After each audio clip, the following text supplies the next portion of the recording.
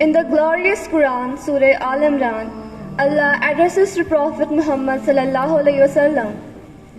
It was thanks to Allah's mercy that you were gentle to them. If you had been rough, harsh-hearted, they would surely have left you. Assalamu alaikum and a very good morning to all of you. I am Nuran Fatima, a student of class 9 from Tanawali Public High Secondary School, Doda. Today I am going to deliver a speech on the topic leadership. Ladies and gentlemen, what do we think makes a person a leader? What qualities we think he must possess? Power, rank, family background? Not a one. Not a slightest bit of any of these has ever made a person an impactful leader. Ladies and gentlemen, there are some qualities an individual can possess as a leader, which for some people is a hard pass. It is responsibility, the ability to make sacrifice, and the most important, sticking to one's principles. Setting rules for your life, making principles for yourself is everyone's cup of tea. But holding on to them, being stick to them is where a leader is decided. For this, one of the eminent personalities, Nelson Mandela, has rightly said, "For anybody who changes his principles depending on whom he is dealing, that is not a man who can lead a nation." In my opinion, every thoughtful leader must have this goal in their master plan, to make such a life that you don't have to pay for being on your principles.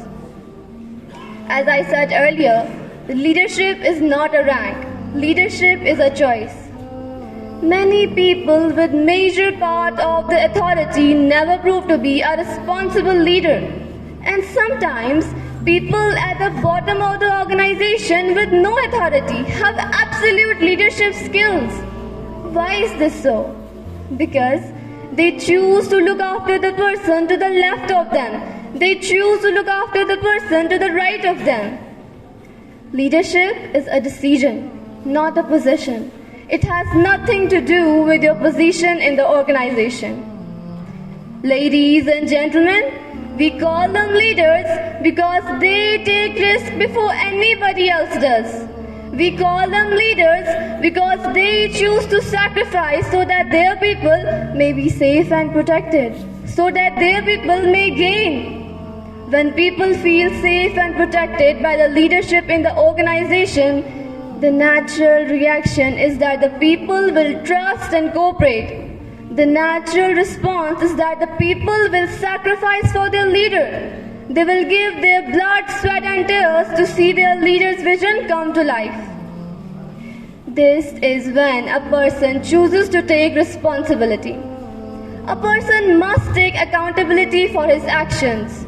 You can take all the credits in the world for the things you do right, as long as you also take the accountability for the things you do wrong. You get to take credit when you also take the responsibility. But a leader does not have to take responsibility only for his actions, but also for his teammates' actions. A person who makes his teammates' failure his failure is what we call a true leader. And because of such a huge responsibility come great sacrifices.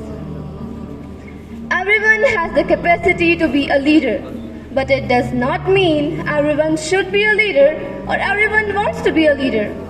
And the reason for this is it comes at great personal sacrifice, and not everyone is willing to make sacrifice.